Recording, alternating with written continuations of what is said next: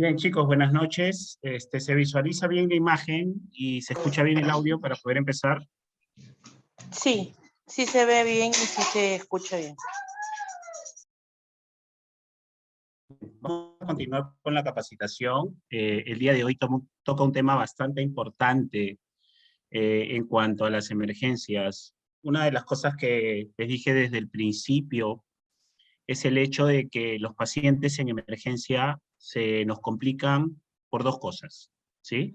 La primera es el manejo de la vía aérea, ¿no? Muchos tenemos conocimiento sobre el manejo de la vía aérea, sabemos inclusive algunos procedimientos, y en ese proceso otro grupo tampoco no conoce algunos dispositivos o algunos accesorios que definitivamente se deberían utilizar acá en el Perú en el sistema prehospitalario.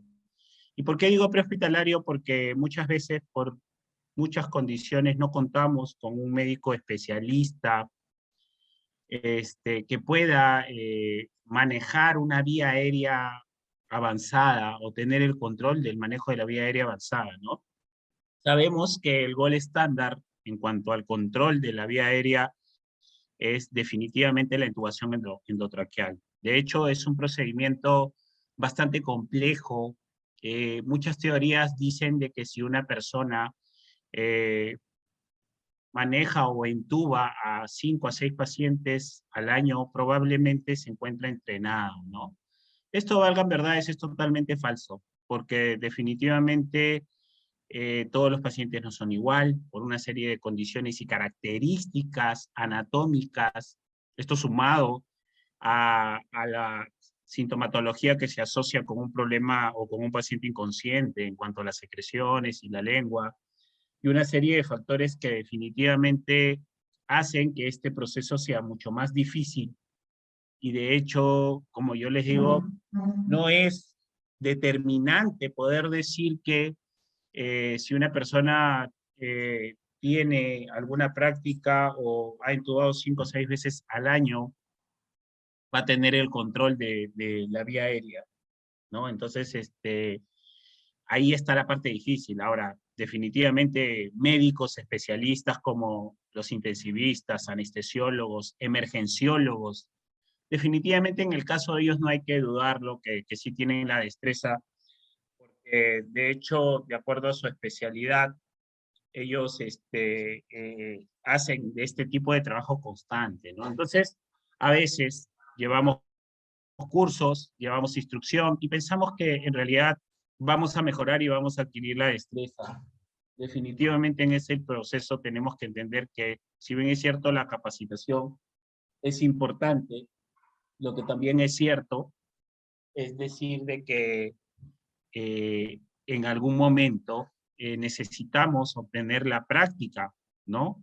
Constante, por dos cosas. Primero, porque nos entrenamos y segundo, porque de hecho nos ayuda a poder conocer nuevas técnicas que definitivamente van a depender, como siempre digo, de acuerdo a cada paciente. En este proceso vamos a darnos cuenta que hay dispositivos, hay técnicas que muchos de ustedes de repente no conocen y la idea es empezar a entender. Ahora, este concepto que se les va a dar hoy día es tanto de guías americanas como de guías europeas.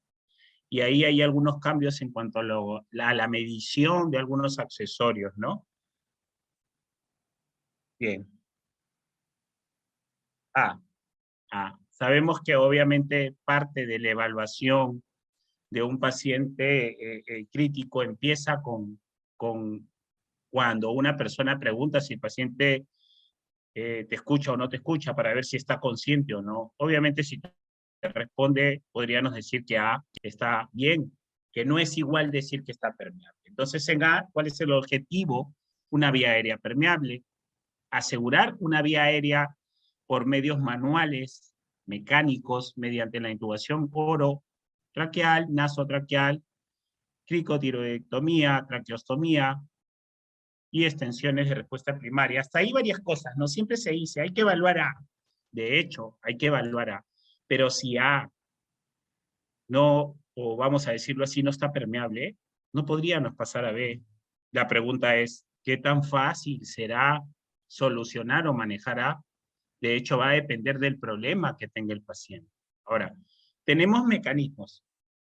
Primero, hay que asegurar la vía por un medio manual.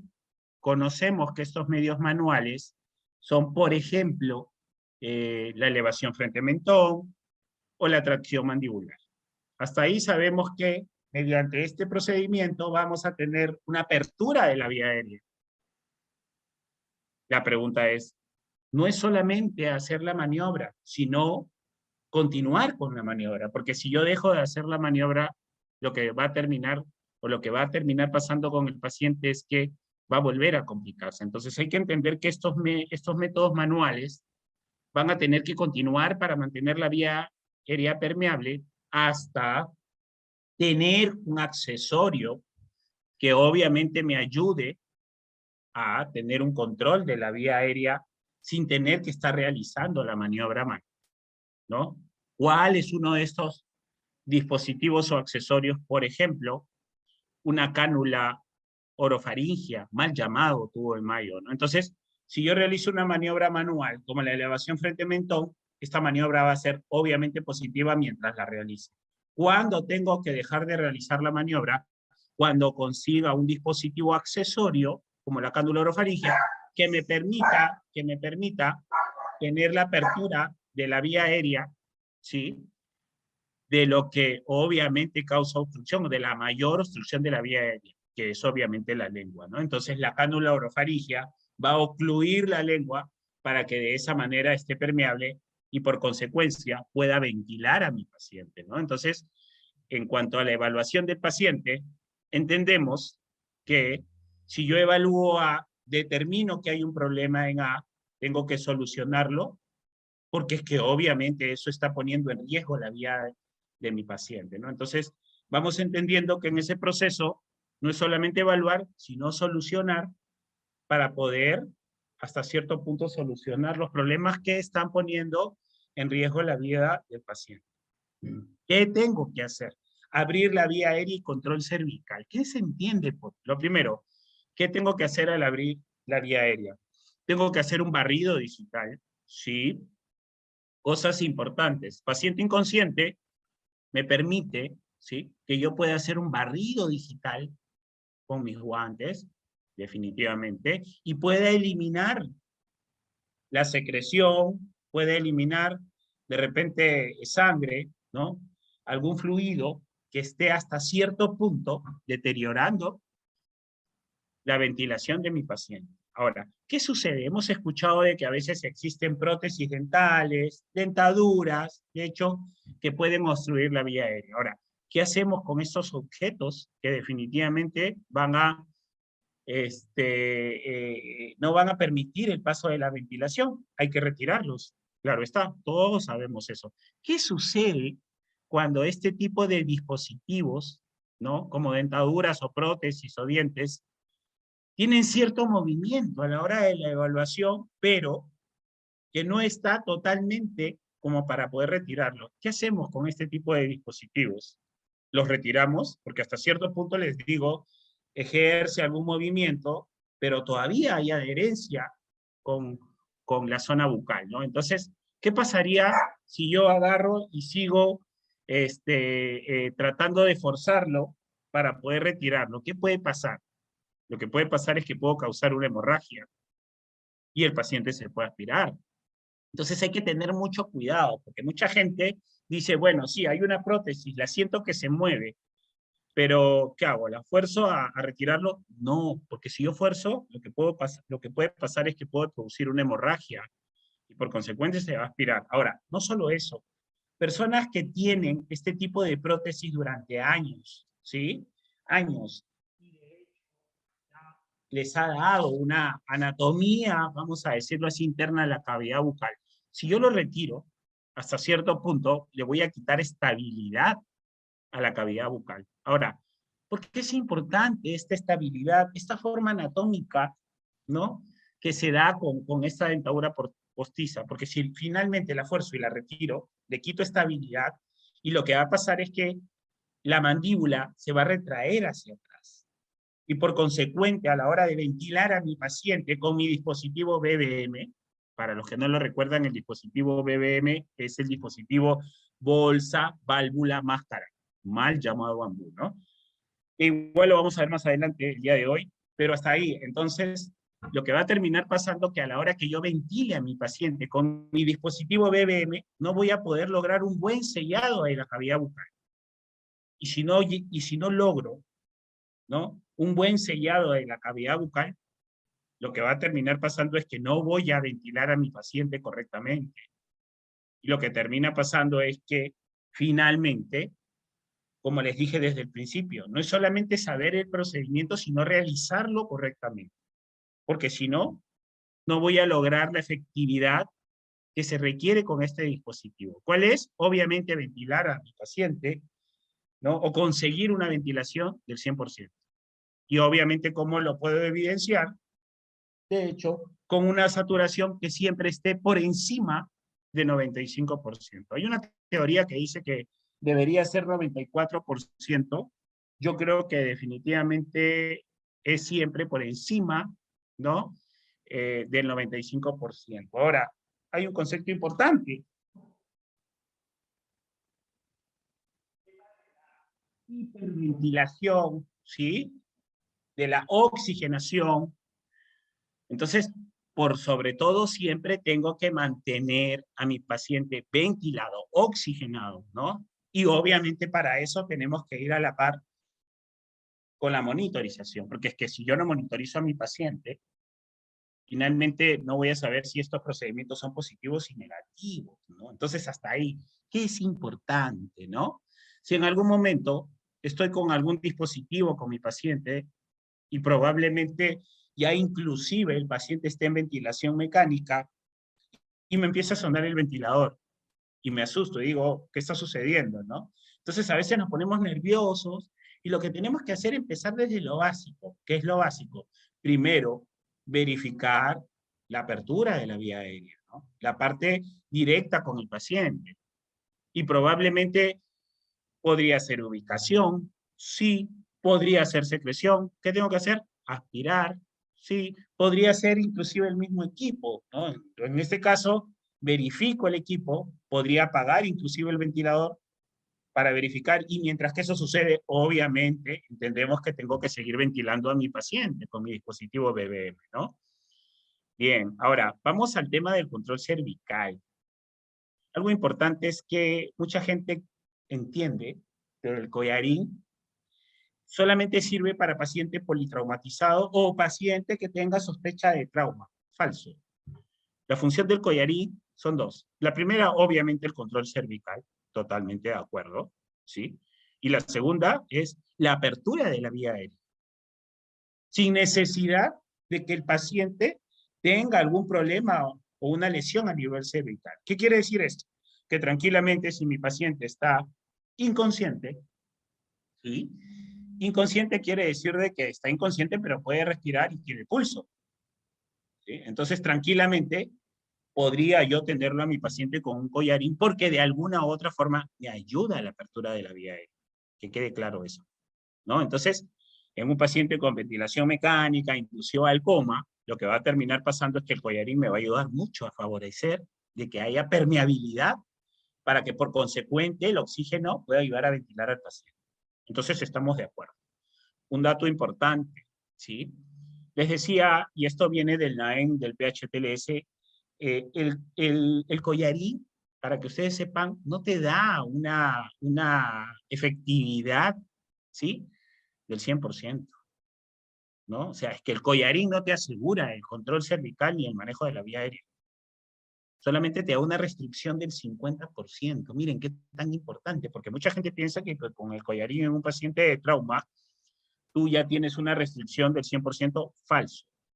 Falso. El collarín solamente te da una restricción de un 50%. Bien. ¿Qué es también importante? Saber de que es necesario, independientemente de tener el collarín, no soltar la cabeza nunca del paciente. Por dos cosas. Primero, porque de alguna u otra forma estoy asegurando que haya permeabilidad de la vía aérea. Y segundo, porque estoy inmovilizando la cabeza y cuello. Bien. Entonces, la pregunta es, Julio, ¿qué me ayudaría a tener una restricción total de cabeza y cuello? Un control total de la parte cervical.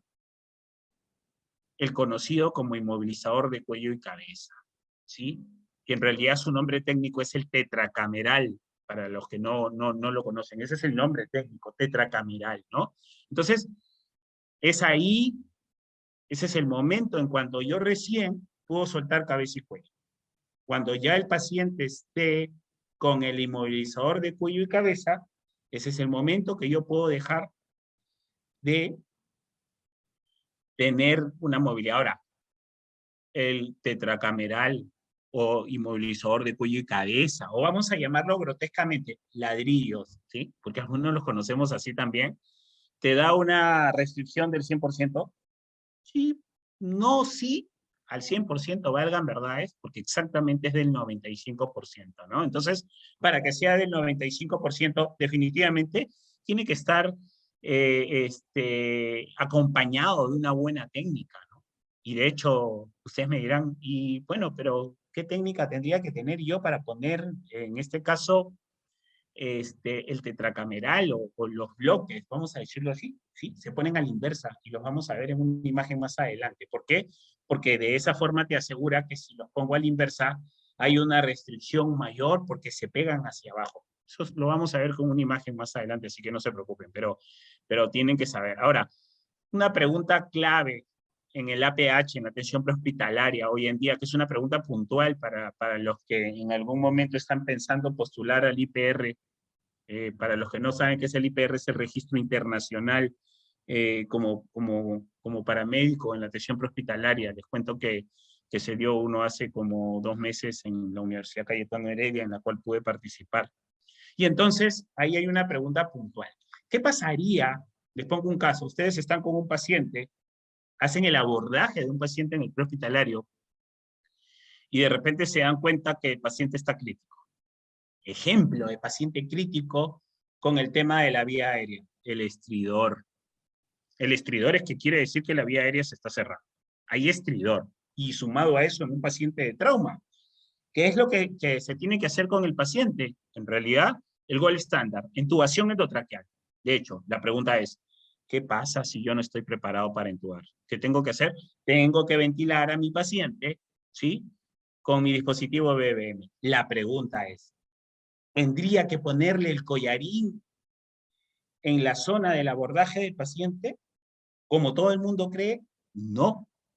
Tranquilamente, abordamos al paciente, aperturamos vías aéreas, tengo el control de las vías aéreas de cabeza y cuello, y de pronto podemos subirlo a la camilla, ¿no? A la tabla, a la camilla rígida, pasarlo a la camilla telescópica, subirlo en la ambulancia, obviamente sin soltar cabeza y cuello, que quede claro, y recién en la ambulancia, mediante el proceso del traslado del paciente, recién ahí podría colocar el collarín y podría seguir con el procedimiento del tetracameral. Entonces, desde que hago el abordaje en el paciente de la zona donde ya sucedió la emergencia, hasta cuando subo a la ambulancia, recién ahí le coloco el collarín.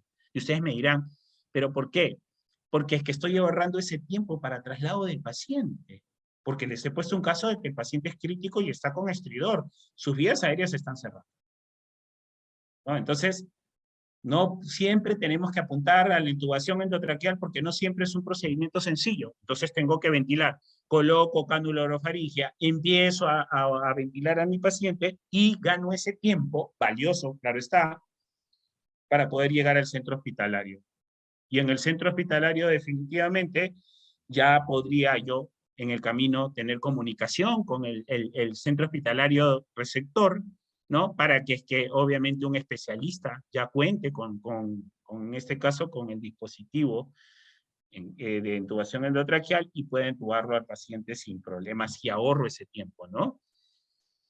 Entonces eso te dice la guía ahora, ¿no? Te dice que tú tienes que hacer el abordaje más aún si la escena es insegura, ¿no? Un joven que sale a una discoteca, está fuera de la discoteca, 2, 3 de la mañana, existe estridor, tuvo un golpe, se peleó, le golpearon en la zona de la garganta y de repente empezó a inflamarse, ¿no? Hay una inflamación interna que le está causando estridor, no hay buen paso de la ventilación, el patrón respiratorio está alterado, y de repente, ¿qué hago acá? No, abordamos al paciente, lo inmovilizamos, cabeza y cuello no suelto, pasamos a la camilla SCAR, lo pasamos a la camilla telescópica, lo subimos en la ambulancia, y en la ambulancia, en el trayecto, continuamos con el abordaje, ¿no? En este caso, colocación de collarín, colocación de emulsor de cuello y cabeza, si es que obviamente es un paciente de trauma, ¿no?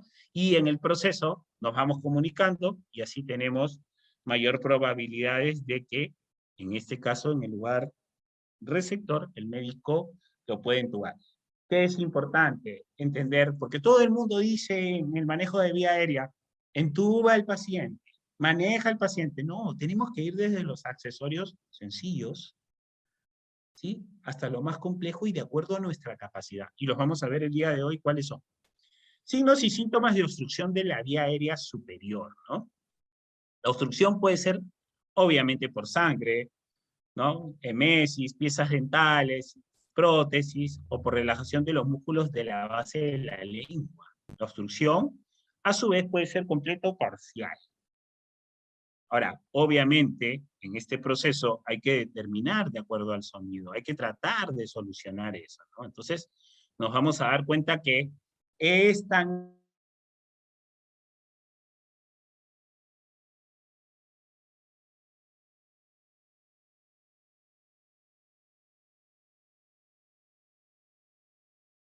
empezar porque es que hoy en día todo el mundo habla del contexto COVID, ¿no? Cuando nos olvidamos que en ese proceso había muchas enfermedades antes de COVID, que dicho sea de paso tenían un índice de mortalidad bastante alto, ¿no? Entonces, siempre deberíamos de pensar de que en el tema de la ventilación con el paciente, había una probabilidad de contaminación o de contagio, totalmente, ¿no? En ese proceso, hay personas que difunden o enseñan o instruyen y te dicen de que con el masaje cardíaco se va a revertir un paro sin necesidad de la ventilación. La pregunta es, ¿eso será cierto? Van a depender de varias cosas. Si nosotros tenemos un reconocimiento precoz y vemos el paro en in situ, de hecho, es muy probable que solo con el masaje cardíaco esto se revierta. Pero si ya pasan de 4 a 5 minutos post-paro, vamos a decir la hora cero, donde se inicia el paro, créanme, así como es importante el masaje, también es importante la ventilación. El corazón bombea sangre oxigenada, no bombea sangre solo, ¿no? Entonces, es importante ventilar al paciente. Y entonces, en ese proceso, lo que sí tenemos que saber, que hoy en día este dispositivo BBM, ¿sí? Mal llamado AMBU, ya debería estar en todos los centros de atención inicial, ¿sí? Es algo que se ha dispuesto ya desde el año 2021, ¿sí? Y entonces la pregunta es, Julio, ¿y qué son centros de primera atención o de atención inicial? Los tópicos de un colegio, los tópicos, por ejemplo, de las estaciones de tren, los tópicos de repente de un estadio, de un supermercado, en donde se encuentra un personal de salud con la atención inicial, chicos, ya debería estar, obviamente, o deberían de tener un dispositivo BBM que además de, obviamente, debería estar asociado a un balón de oxígeno a 15 litros. Y otro de los dispositivos que también deberían de tener hoy en día es un torniquete. Eso ya lo vamos a ver cuando hagamos hemorragia, pero es un adelanto para que sepan, ¿no? Entonces, y es importante entender que esto tiene que ir de la mano, definitivamente, del entrenamiento, que quede claro. ¿Cuáles son los problemas que podemos tener en cuanto al manejo de la vía aérea? Primero, empezamos. ¿Qué es la frecuencia respiratoria? La frecuencia respiratoria obviamente es el número de veces que una persona respira por minuto. Bien. ¿De cuánto a cuánto? Podríamos decir que de 12 a 20, sí. Hay teorías que dicen 18, estamos ahí. Pero hay dos problemas que podemos encontrar en cuanto al control de la vía aérea. La primera es un problema oxigenatorio. ¿Qué es un problema oxigenatorio? El patrón respiratorio, la frecuencia respiratoria está por encima de 20 y podría llegar hasta 30, ¿no? Entonces uno respira rápido. ¿Qué está sucediendo? Que sí, la persona tiene la capacidad mecánica, la capacidad motora de poder respirar, pero lo que no tiene es el oxígeno. Está respirando rápido. Entonces quiere decir que no está obteniendo la suficiente cantidad o el suficiente suministro de oxígeno. Y entonces a eso le vamos a llamar problema oxigenatorio. ¿Cuál es la solución? Obviamente oxígeno, de acuerdo a la necesidad. ¿Qué quiero decir de acuerdo a la necesidad? Ejemplo, si estamos diciendo que la frecuencia respiratoria normal es de 12 a 20, quiere decir de que si el paciente tiene una frecuencia respiratoria, ejemplo, de 22, de 24, ya hay un problema, de hecho, que definitivamente podríamos empezar desde un dispositivo bajo, como una cánula binasal, a 2 a 3 litros. ¿Y qué buscamos?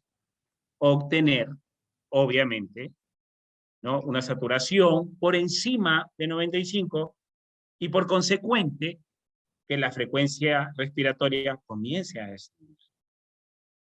¿Qué pasa si es que tiene una frecuencia respiratoria de 26 y le pongo cánula binasal al máximo, que es a 6 litros, porque la cánula binasal tenemos que recordar que podría ser de 1 hasta 6 litros. Hay gente que dice que es 5, pero la teoría dice que es hasta 6. Quiere decir que si yo estoy con cánula binasal a 6 litros por minuto, y si veo que el paciente persiste con la frecuencia respiratoria elevada, y a su vez el paciente también tiene una saturación por debajo del 94%, entonces yo estoy pensando en otro dispositivo que me pueda ayudar con este paciente, ¿no? Entonces, de repente podría utilizar una mascarilla simple, una mascarilla con bolsa de reservorio, que en este caso, si fuera mascarilla con bolsa de reservorio, estaríamos hablando de 10 a 15 litros por minuto, de acuerdo a la necesidad. La pregunta es, ¿cuándo yo ya necesito definitivamente utilizar mi dispositivo BBM, ¿no? Cuando la frecuencia respiratoria es mayor a 30. Hay teorías, ¿sí?, que dicen que es 28, entonces vamos a decir que 28 a más, ya de frente yo tendría que ayudar a ventilar a mi paciente con mi BBM, ¿no?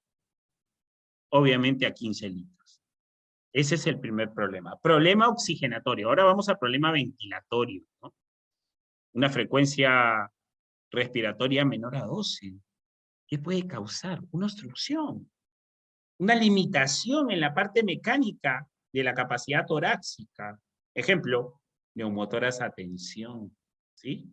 Entonces hay un problema que no deja que haya una buena expansión. Entonces acá ya hay dos cosas. ¿Qué necesito? Ventilar con mi BBM. Eso es uno. Le estoy dando el oxígeno, pero también tengo que ver cuál es el problema que causa que el paciente no pueda respirar. Un trauma torácico, una lesión a nivel torácica, el paciente le representa dolor y no puede respirar, ¿no? Y entonces respiro lento. ¿Por qué? Porque no puedo mecánicamente respirar como tiene que ser. Y entonces, lo que tengo que hacer definitivamente es solucionar el problema. Neumotórax a tensión, descompresión torácica. ¿En dónde se hace la descompresión torácica? Hoy en día las guías te dicen que es entre el cuarto y quinto espacio intercostal, pero también podríamos utilizar como opción, como referencia, la línea media clavicular entre el segundo y tercer espacio intercostal, definitivamente. Ahora, obviamente esto va a la par de la sintomatología, de los síntomas. ¿Por qué digo esto? Porque muchas veces, y tenemos que saber que el saturómetro no nos da datos exactos, que para cuando el saturómetro te empieza a evidenciar que el paciente está desaturando y su saturación está en 90, 89, el paciente ya tiene cianosis distal, cianosis peribucal, llenado capilar lento, Entonces lo que yo tengo que hacer es corroborar esa evaluación de la saturación y verificar, de hecho, que eso sea, vamos a decirlo así, compatible con lo que observo. O sea, si yo observo que mi paciente está en 94%, 95% en el saturómetro, también tengo que ver y tengo que evaluar a mi paciente si eso va de acuerdo a lo que me dice el pulso oxímetro, porque mucha gente dice, oye, pero está en 95, 96, sí, claro, pero les estoy diciendo que para cuando se empieza a descompensar el paciente van a pasar 8 o 9 minutos para que este pulsoxímetro te dé el valor, vamos a decirlo, real, porque el cuerpo trata de compensar. Y esos 8 a 9 minutos, créanme, van a tener para poder hacer un manejo de vía aérea.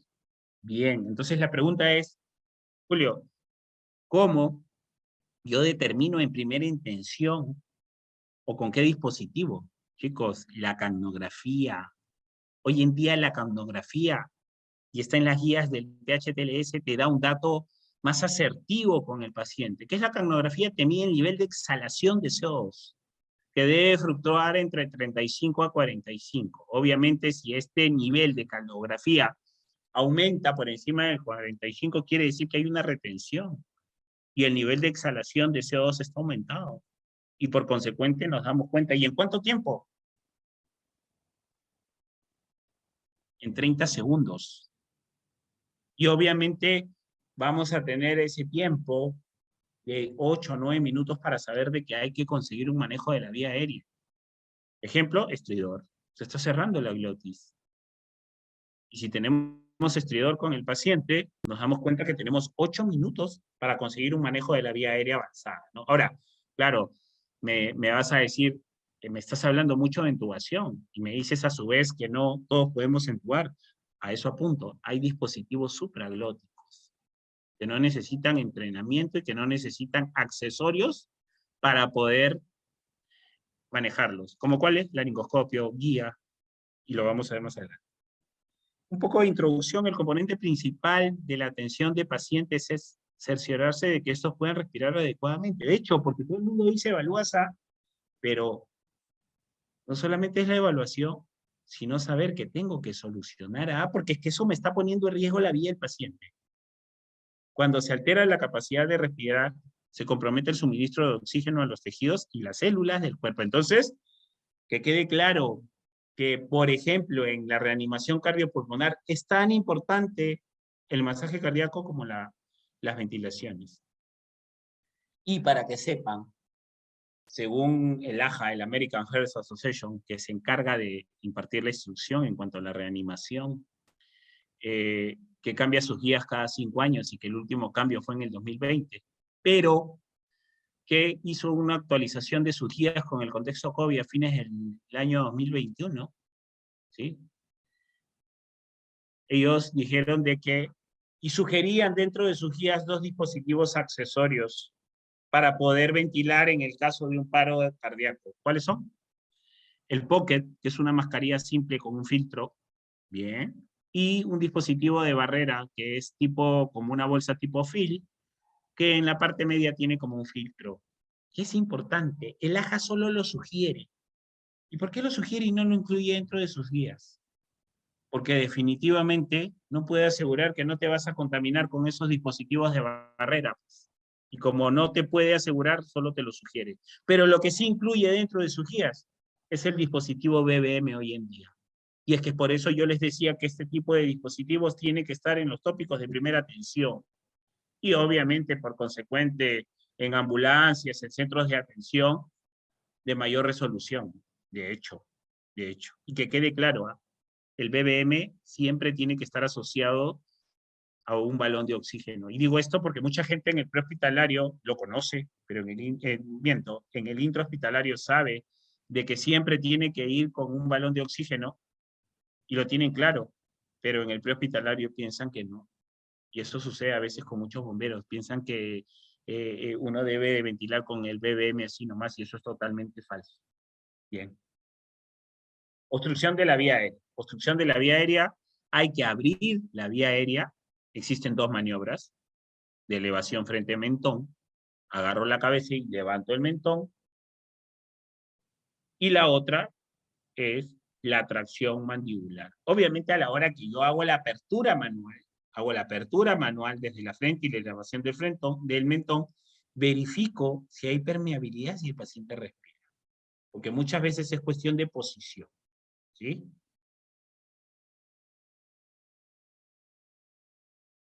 Y esta es la tracción mandibular, ¿no? Tracciono la mandíbula hacia arriba, ¿no? ¿Qué es lo que sucede con esto? Lo que termina pasando es que en pacientes de trauma no tiene o tiene que haber cierta restricción en las maniobras de movimiento, porque es que obviamente voy a causar algún movimiento y puedo causar lesión. Entonces, de hecho, que con esta maniobra voy a aperturar. ¿Para quién? Para un paciente de trauma o de sospecha de trauma, está claro. O sea, si yo sospecho de que hay una lesión a nivel cervical, ya tengo que asumir que la maniobra que se utiliza es la de tracción mandibular. Bien. Ahora, hasta ahí hay algo importante, hay una restricción, ¿no? De la permeabilidad, es pequeña la apertura, ¿no? Entonces, ahí hay un dispositivo que van a conocer más adelante, que es una sonda de aspiración que se llama Yankauer. Es una sonda de aspiración, a diferencia de la sonda de aspiración que ustedes conocen, que es flácida, de silicona, y que no te permite, porque se acoda a veces y no te permite aspirar a un paciente bien por esto y por la restricción a la hora de la maniobra, y esta sonda de aspiración rígida, que se llama Ian Cowell, ¿no? Por su rigidez te permite introducirlo un poco más profundo, y de hecho una de las particularidades es que tiene la punta roma para que no genere lesión, y lo vamos a ver en una de las imágenes más adelante. Esta imagen que ustedes pueden ver está adrede, ¿sí? Les cuento. En cuanto cuanto una persona evalúa la vía aérea, antes había algo que se llamaba el ver, ¿sí? Ver, escuchar y sentir, ¿sí? Eso ya salió del contexto de evaluación, y no de ahora, del año 2015. Mucha gente sigue entendiendo que yo evalúo, veo, escucho y siento. Falso, yo ya no puedo hacer eso. Y no tiene nada que ver con el contexto COVID. Ahora se ha afianzado más, pero no tiene que ver con el contexto COVID. Entonces, ¿qué pasó con el ver, escuchar y sentir? Se dieron cuenta que sí era importante observar, ver, visualizar si hay movimiento a nivel torácico. Yo quiero determinar si el paciente respira, nada más. Entonces tengo que observar el tórax para ver si hay movimiento. Bien. Pero ¿qué sucede con el tema de escuchar? ¿Ustedes creen que en el prehospitalario realmente se escuchaba la respiración de una persona? Con los sonidos, con los agentes distractores, no se podía. Y obviamente menos sentir, pues, ¿no? Entonces se dieron cuenta que era muy difícil y salió del contexto de poder evaluar un paciente y de entender de que lo más importante era poder observar el tórax directamente. Y entonces el ver, escuchar y sentir salió del tema de evaluación, y solamente hay que observar si el paciente respira, visualizando, claro está, el tórax directamente, ¿no? Y obviamente esto se afianzó con mucha más razón con el contexto COVID, es que si te acercas a un paciente, si tratas de sentir, lo que va a terminar pasando es que te puedes contaminar. Bien.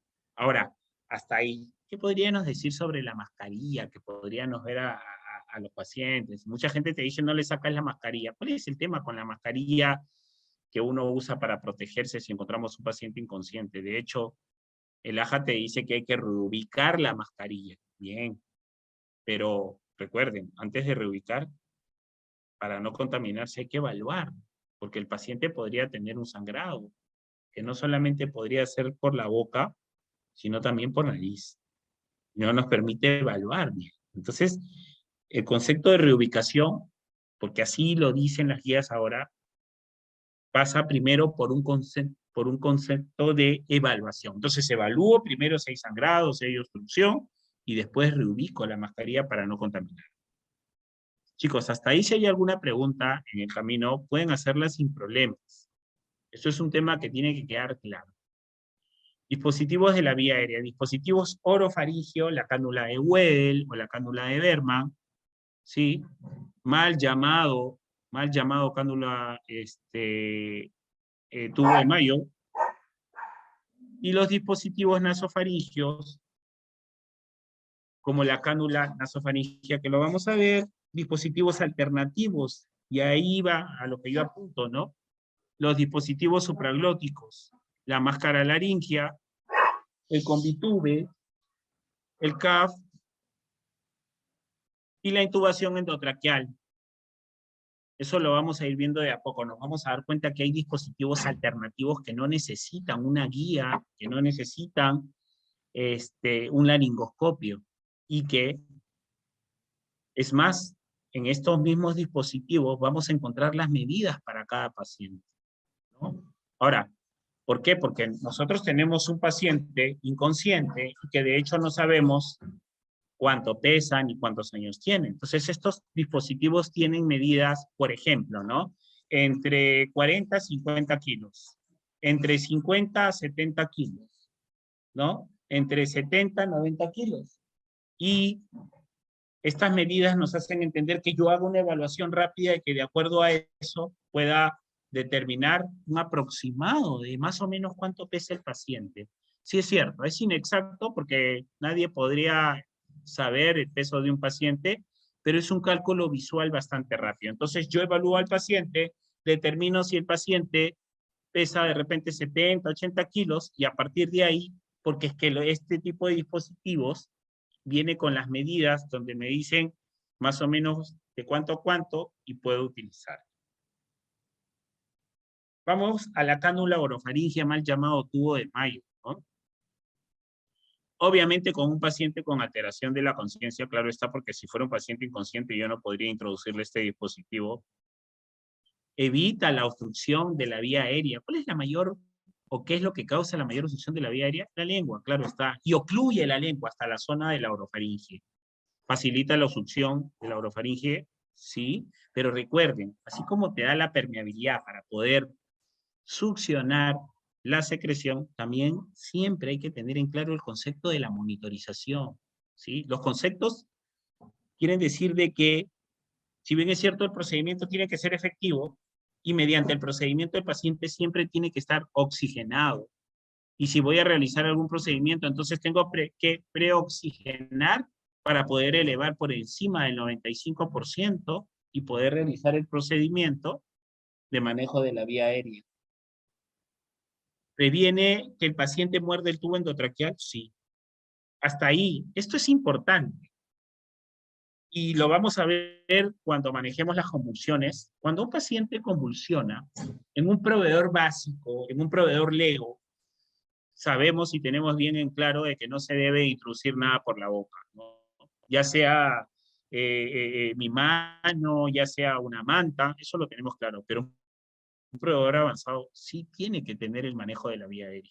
Y entonces, si es que el paciente está convulsionando, y de hecho va a depender del tipo de convulsión, bien, si está convulsionando, y si es que existe la posibilidad de introducirle la cánula orofaringia en plena convulsión, y eso pasa mucho en los hospitales, en los estatus convulsivos, que durarían hasta 30 minutos, podría colocar mi cánula orofaringia solo si existe la facilidad de hacerlo, y va a depender del tipo de convulsión, claro está.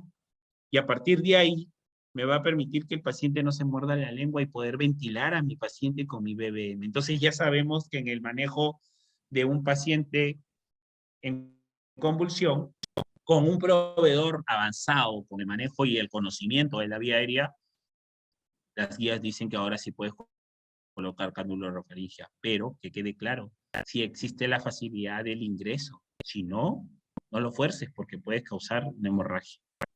La posición incorrecta puede obstruir la vía aérea y el desplazamiento posterior de la lengua. Hay algo importante con la medición y lo vamos a ver.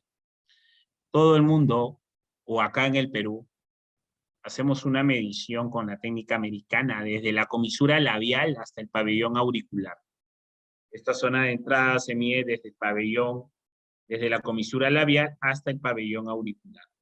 Se han dado cuenta especialistas de cabeza y cuello, médicos sociólogos europeos, ¿sí?, que esta técnica de medición no ayuda mucho, porque no hay tanta, digamos, concordancia anatómica con la orofaringe. Y se dieron cuenta que finalmente los pacientes con esta medición se terminan aspirando o termina causando obstrucción, y esto se ve en datos estadísticos. Y entonces, quiero que sepan, porque se los dije desde el principio, Estados Unidos en cuanto a la instrucción en el prehospitalario, independientemente obviamente de los cursos como el PHTLS, como el AJA, tiene una instrucción solamente de 25 países. El resto de instrucción la debo a Europa, a los diferentes países, ¿no? Que son más de 170, imagínense. Y entonces los europeos tienen otra forma de medición, que la vamos a ver más adelante. Estos son los números de tamaños de las cánulas orofaringias en cuanto a un paciente de 1 a 3 años, número 1, de 3 a 8 años, 2, de 9 a 18, niño grande, adulto pequeño, 3. De hecho, esto va a depender definitivamente del tamaño del paciente, pero que es importante que aún así con estas medidas yo tengo que hacer la medición, porque anatómicamente no todos somos iguales. Y es que no es un estándar decir que el número 1 es amarillo y el número 2 es verde y el número 3 es rojo y el número 4 es celeste, porque es que los colores varían de acuerdo al fabricante, que quede claro. Entonces apuntamos a la medición. Bien. Probablemente algunos no conozcan esta medición. Esta medición es un contexto europeo, ¿sí? ¿Cómo selecciono el tamaño de, de, de la cánula orofaringia? Tengo que hacer una hiperextensión o una tracción del mentón.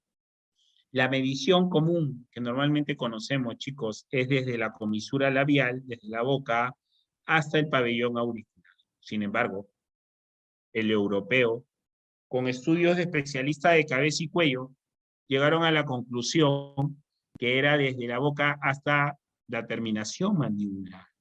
Y que esto tiene mayor concordancia con la orofaringe y causa menos contraindicaciones con el tema de secreción o la oclusión. ¿Sí? Si ustedes hacen una mirada anatómicamente, se van a dar cuenta que no todos tenemos la misma prominencia mandibular o el mismo tamaño de la terminación de la mandíbula. Y obviamente, como todos no somos iguales, nos damos cuenta que puede fallar esta medición de la oreja con la comisura labial. Entonces, el europeo lo mide desde la comisura labial hasta la terminación mandibular. Se ha demostrado que inclusive el tamaño de los tubos son más pequeños. ¿Sí? Y este consenso está avalado por la Sociedad Europea de Manejo de Vía Aérea. Entonces, es una de las cosas importantes que queda en ustedes, de hecho, ver qué es más importante, ¿no? Ahora, hay dos métodos de poder insertar esta cánula. El primero es el de rotación y el otro es el método con bajalenguas. La pregunta es, dentro de esos dos métodos, todo el mundo me va a decir, licenciado, pero yo siempre me doy cuenta que todo el mundo cuando lo ingresa al revés y lo gira. ¿Y por qué no usan mucho el método de bajalenguas? ¿Por qué? Porque es que con un paciente real, con un paciente inconsciente, hasta cierto punto hay cierta rigidez. Y cuando uno introduce con este método del bajalengua y quiere ocluir la lengua con un bajalenguas e introducir la cánula orofaringia, valgan verdades, se hace mucho más difícil, ¿no? Y entonces nos damos cuenta que el método de rotación es el más efectivo, ¿no? Ingresamos primero por el paladar duro hasta llegar al paladar blando y rotamos y se nos hace más fácil. Y esto tiene que ver con un tema de que el paciente está inconsciente, ¿no? A diferencia, ojo, a diferencia cuando nosotros nos entrenamos con un maniquí de vías aéreas. Ahí es totalmente distinto, porque es que en el maniquí, de hecho, no hay cierta retención de la lengua, ¿no? Entonces la lengua no te ejerce un problema y el método que más se usa es directo, con bajalenguas. Pero les vuelvo a repetir, eso sucede cuando el paciente está, cuando es diré, un maniquí de vías aéreas. Pero cuando es en un hospital o en una emergencia, se van a dar cuenta que el método más efectivo es el de rotación. Bien. Y es ideal, de hecho, para un paciente inconsciente, porque semi-inconsciente finalmente lo que va a terminar pasando es que si el paciente se va a levantar y no va a dejar que coloques este dispositivo. Ahora, la pregunta es, entonces si está semi-inconsciente y si no lo tolera, y si hay demasiada secreción, existe otro dispositivo que se llama nasofaringio, cánula nasofaringea, ¿no? Lo vamos a ver más adelante. Técnicas de inserción, ya lo hemos visto, boca a la faringe deben estar libres de secreciones, hay que aspirar la sangre, la secreción, de una forma fácil colocar este dispositivo e insertarlo de forma invertida, era lo que yo les decía, ¿no? Y otra forma es ocluir la lengua e introducirla. Ahí era donde yo les decía, miren en esta imagen que nos va a ayudar mucho a entender el tema de la medición y cambiar el concepto. Nosotros medíamos este dispositivo desde la boca hasta el pabellón auricular. Si este dispositivo tiene esta medida, probablemente llegue acá y cause obstrucción, ¿se dan cuenta? Pero tiene mayor concordancia con la mandíbula. Y por eso el europeo lo mide de esa forma, chicos. Porque se dieron cuenta que cuando uno lo midía desde la comisura labial hasta la oreja, terminaba siendo más grande. Si fuera esta medición, este tubo llegar acá. Y no permitiría el paso de la ventilación, causaría obstrucción. Se dan cuenta que esta imagen nos ayuda mucho a poder determinar que la medición europea finalmente puede ser mucho mejor. Acá está la cánula orofaringia, otro tipo de cánulas de Wedel. Vemos la inserción, vemos los tamaños, los colores, ¿sí? Pero a lo que yo iba, ¿no? No podríamos determinar y decir siempre el color verde es número 5, no. La idea es medir y determinar cuál es porque el fabricante puede cambiar los colores. Cánula nasofaringia, esto era lo que yo les contaba, ¿no? Este dispositivo algunos no lo conocen, nace de la medicina táctica, claro está, es un dispositivo de manejo de vía aérea para un paciente que, por ejemplo, tiene una lesión, una injuria a nivel facial, ¿no? Y de hecho, inclusive puede estar semi-inconsciente o consciente y necesita una apertura de la vía aérea, ¿no? Porque no puede manejarla por sí solo aún estando consciente, ¿no? Y entonces este dispositivo se puede colocar. Les cuento que hay cursos como el TC3, que es el PHTLS militar, es el Tactical Combat Casual. Este tipo de cursos te enseña a poder colocar este tipo de dispositivo que se mide o que se coloca por, obviamente, cualquiera de las fosas nasales permeables.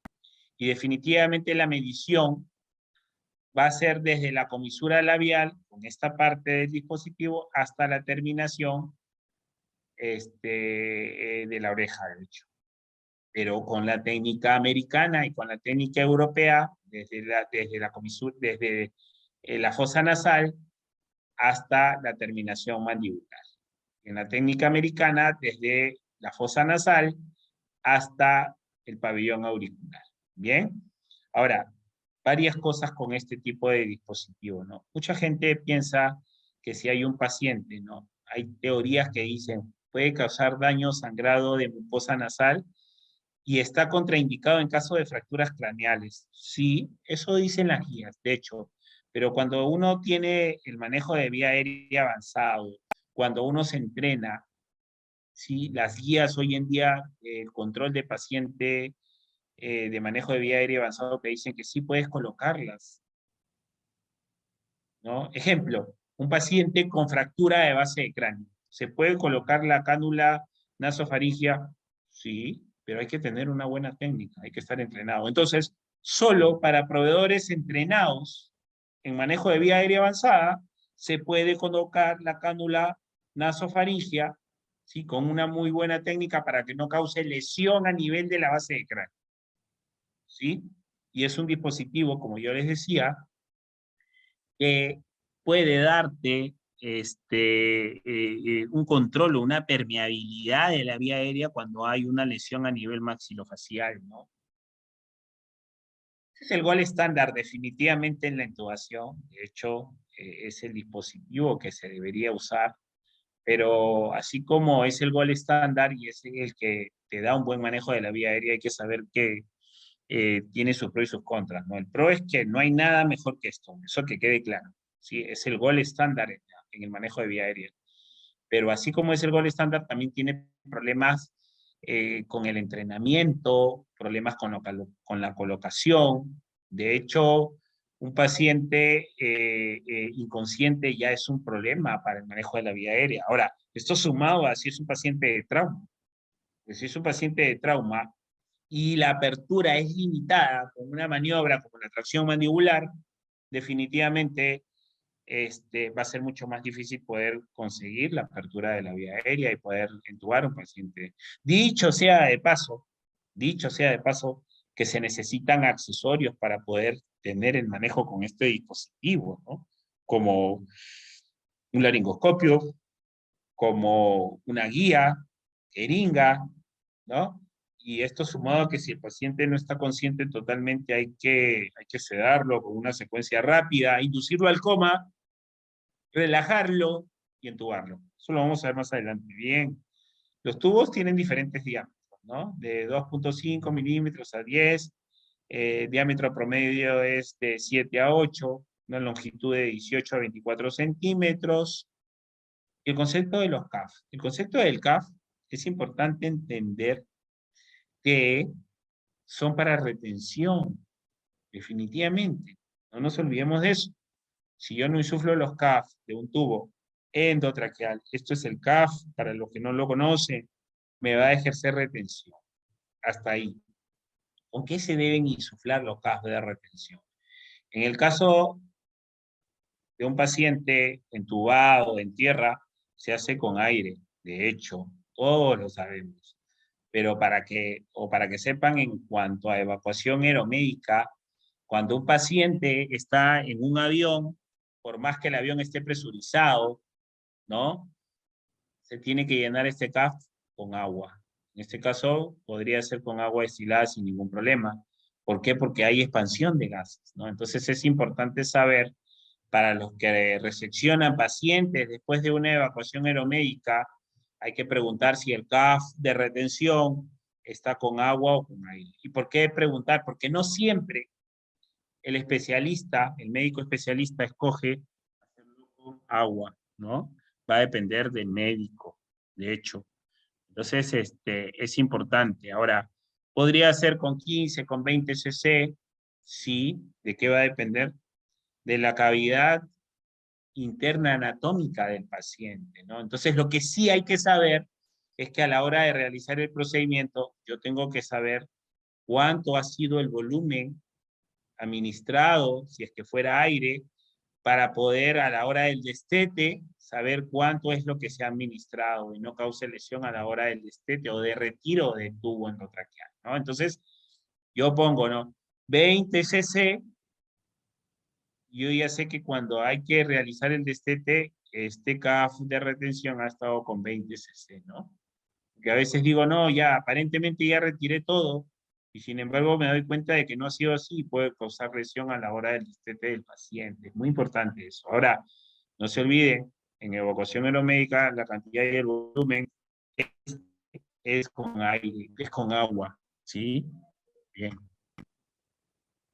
Intubación endotraqueal, obviamente indicaciones, obstrucción de la vía aérea aguda persistente a pesar de su manejo. Ejemplo, yo tengo un paciente que está a 10 o a 15 minutos del centro hospitalario. La pregunta es, ¿trataría de intubar a un paciente? ¿No? Y son preguntas que nos las dan, por ejemplo, en el PHTLS, ¿no? Entonces es importante saber el tiempo de distancia hacia mi hospital receptor, porque de acuerdo a eso puedo tomar la decisión de tratar de conseguir un manejo de la vía aérea avanzado, o de lo contrario, simplemente aperturar con cánulo orofaringe y ventilar a sabiendas de que el centro hospitalario está a corto tiempo, ¿no? A diferencia, si yo ya estoy viendo de que en mi lugar receptor podría darse la opción de que esté a 2 horas, ¿no? Y si está a 2 horas, imagínense, ¿no? Voy a tener un problema mientras llego, entonces probablemente suba a mi paciente a mi ambulancia y en el trayecto podría estar pensando en el manejo de la vía aérea y conseguir el poder entubar a mi paciente sin problemas, ¿no? Hay que tener una protección de la vía aérea de la regurgitación. Sabemos, y claro está, que un paciente por debajo de un Glasgow 8 hay que entubar al paciente. Entonces la pregunta es, según mi evaluación de la escala de coma de Glasgow, si el paciente está en 8, ahí recién pienso en entubar. No, porque el deterioro a nivel neurológico y de vías aéreas podría darse en minutos, en segundos. Entonces tengo que saber si es que existe la posibilidad, inclusive y solo con cinemática, sin haber visto el paciente. ¿Qué quiere decir la cinemática? Hablamos de eso en las primeras clases. Si yo sé que tengo un paciente que tuvo o salió eyectado del carro y el carro estuvo a una velocidad de 150 kilómetros por hora, ¿no? Entonces yo ya me voy haciendo una idea de que el paciente es crítico sin verlo, de hecho. Y probablemente cuando lo encuentro, por mucha suerte, está en un Glasgow de 12, 13. La pregunta es, ¿necesita entubar? Probablemente con ese Glasgow hasta ahí no. Pero ¿qué pasaría si se descompensa rápido? Entonces yo tengo que ir preparando mi equipo. Porque primero por cinemática sé que el paciente se va a descompensar si es que no está descompensado. Y también tengo que saber que por más que según mi evaluación de la escala de coma de Glasgow está por encima de 12, no quiere decir que eso no tenga que ver con que mi paciente se descompense. De hecho, ahora la pregunta es, ¿cada cuánto tiempo hago mi evaluación? ¿Debería ser cada 2 minutos o cada vez que evidencies un cambio? De hecho. Y obviamente vamos a ver si hay la necesidad de la ventilación mecánica, ¿no? Definitivamente en un paro cardiorrespiratorio lo mejor que se puede hacer es entubar a homogéneo. Estos son los tamaños de los tubos endotraqueales. Como referencia, la posición.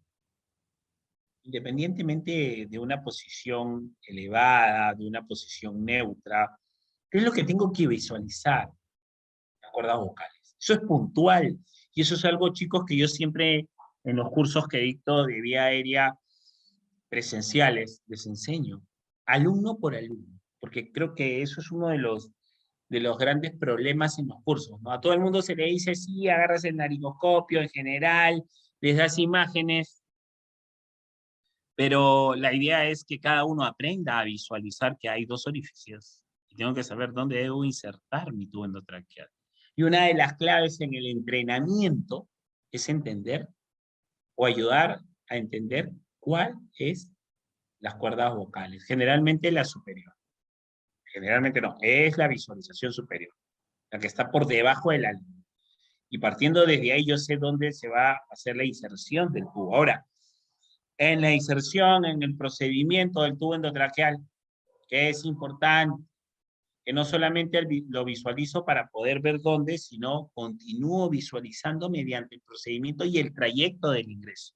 Porque muchas veces lo visualizo, ingreso, o sea, visualizo y no sigo el ingreso, ¿no? Y lo que termina pasando es que como no sigo el ingreso, se va para vías digestivas. Eso es lo que pasa. Entonces tengo que visualizar y observar el trayecto de mi tubo endotraqueal, ¿no? Obviamente tengo que escoger una buena pala de un buen tamaño y es que definitivamente tiene que estar operativo el foco de mis palas, el foco que va en la pala del laringoscopio, ¿no? Hasta ahí, ¿qué tan importante es un buen laringoscopio y de buena procedencia? De hecho, créanme, eh, la iluminación en equipos o en laringoscopios, por ejemplo, una marca buena, Riester, Spencer, tienen un foco que va en la espalda del laringoscopio que te da mayor visibilidad y mayor iluminación, totalmente, chicos. Entonces, por eso es muy importante también el tema del equipamiento, de la procedencia de nuestros equipos. Era lo que les decía, observo las cuerdas vocales y sigo el trayecto en mi intubación, porque a veces visualizo y no continúo con mi trayecto. ¿Qué necesito? Esos eran los accesorios que yo les decía. Laringoscopio, ¿no? Obviamente mi tubo y mi guía, ¿no? Para darle rigidez y que no se doble y puede ingresar a las cuerdas vocales. Yo siempre, como les decía, me doy el trabajo a mis alumnos de hacerle visualizar a uno por uno, las cuerdas vocales. Y mediante ese procedimiento aprendí, créanme, que en la práctica y con estrés se les daba la facilidad de poder tener una intubación mucho más segura, ¿no? Hay que entrenarse en habilidades específicas para el control de la vía aérea. De hecho, se necesita bastante entrenamiento, es importante eso, ¿no? Porque las guías varían, porque los accesorios mejoran y porque eso me va a ayudar a poder determinar cuáles son o cuál va a ser el mejor mecanismo de acuerdo a cada paciente. Recuerden que todos los pacientes no son iguales. Imagínense un paciente de cuello corto, ¿no? Con una lesión anterior a nivel cervical, con una lesión de evaluación, y solo por cinemática, imagino lo difícil que es la intubación en realidad. El equipo necesario, obviamente, una fuente de oxígeno a 15 litros por minuto, un BBM, dispositivo bolsa, válvula, máscara, una camilla ajustable, hecho que me va a permitir posicionar al paciente para poder tener una buena apertura, ¿no? Un acceso venoso, totalmente de acuerdo, porque es que todo el mundo dice entuba, pero nadie se habla de que casi siempre el paciente está, digamos, semi-inconsciente, desorientado, y necesito un acceso venoso para poder administrar un medicamento y para poder sedarlo. Acá en el Perú normalmente en emergencia usamos el fentanilo, el midazolam, el bromuro de bercuronio para poder relajar a mi paciente. Esto, de hecho, puede variar de acuerdo a cada paciente, definitivamente, ¿no? Monitoreo mínimo es ideal, monitorear. Hay que tener un EKG, hay que tomar la presión arterial y la capnografía con la saturación te van a ayudar mucho. Recuerden que el gol estándar en la verificación, eso es muy importante. Es más, pregunta el PHTLS si lo hacen. El gol estándar para poder verificar una intubación segura es la medición de la capnografía. Y si es con onda, mucho mejor todavía. Hay que tener equipo de aspiración, hay que tener el set de intubación completo, ¿no? Era lo que les decía, los accesorios, el tubo, el laringoscopio, las guías, lubricantes, las hojas, ¿no?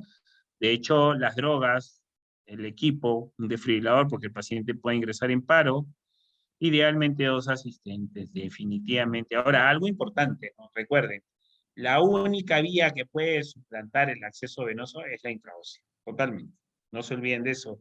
Y recuerden, todo lo que se puede pasar por vía endovenosa se puede pasar por vía intraósea, bajo los mismos conceptos de volúmenes, de reconstitución, de dilución e inclusive una transfusión sanguínea.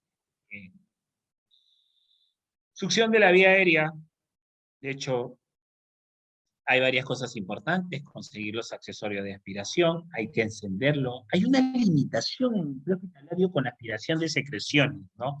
El tema es que estos equipos o este equipo que le estoy mostrando no tiene autonomía. ¿De qué hablo con el concepto de autonomía? Hablo de que no tiene una batería interna, ¿sí? Que hasta cierto punto te va a ayudar a poder tener una aspiración cercana al paciente. Ejemplo, si yo llego en mi ambulancia y el paciente está tendido en el piso, entonces, ¿cómo hago con mi aspirador para que llegue desde la ambulancia hasta el piso? Y es que por eso tendríamos que tener en el prehospitalario un aspirador de secreciones que tenga autonomía. Sí, de hecho, me vas a decir, Julio, esos son caros, ¿sí? ¿Verdad? Pero hay opciones cómodas como los aspiradores de secreciones manuales que los vamos a ver más adelante. Igual, recuerden, también dentro de este curso vamos a llevar equipamiento y ahí vamos a afianzar más el tema de la aspiración de secreciones en cuanto a los equipos, ¿no? Active la succión y retire la cánula mientras succione. Nunca succione por más de 15 segundos.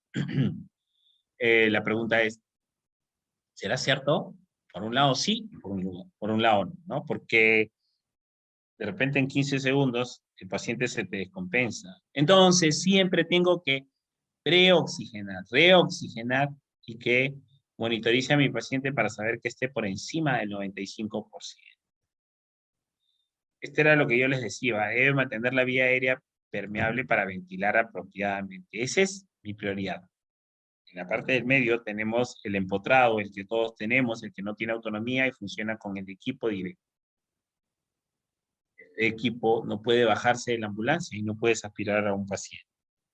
Esto es un portátil que tiene una autonomía, una batería interna, y obviamente podrías trasladarlo, funciona con un motor pequeño, y como le decía, tiene una autonomía, ¿no? Y estos son los más asequibles hoy en día, son aspiradores de tipo manual, de tipo pistola, mediante el procedimiento va succionando por presión. Son bastante sencillos, además que cómodos, y tienen la misma función. Pregunta, me van a decir, licenciado, ¿pero será tan efectivo como un equipo que genera succión por motor?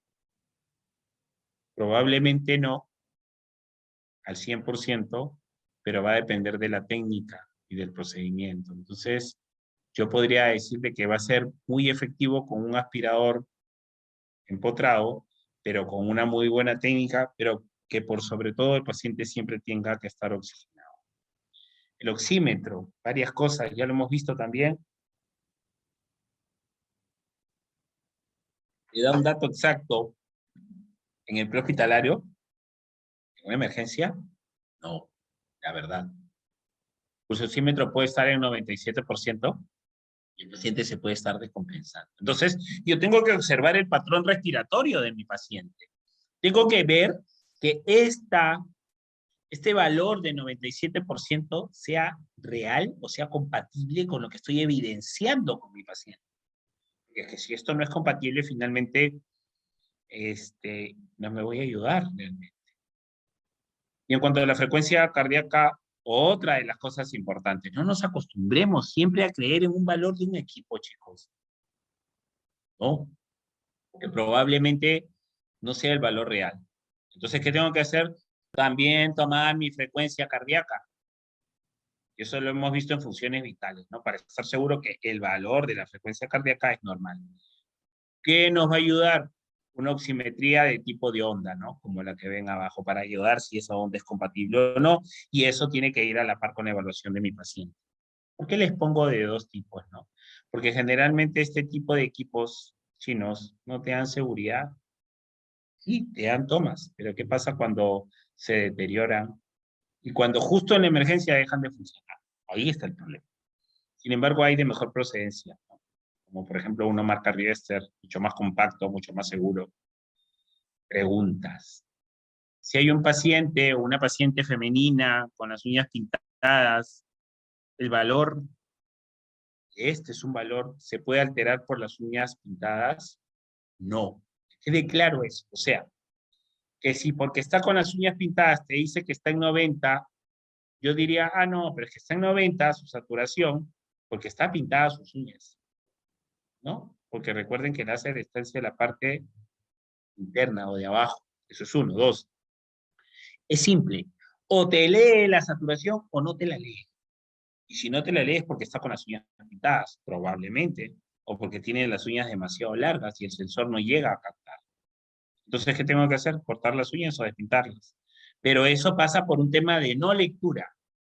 Pero créanme, si tiene el valor, ese es el valor que realmente tiene el paciente. Y digo esto porque mucha gente dice, ah, no, pero está saturando 92% y es que ese valor es porque está con las uñas pintadas. Así que no te preocupes, está bien. Falso, totalmente falso.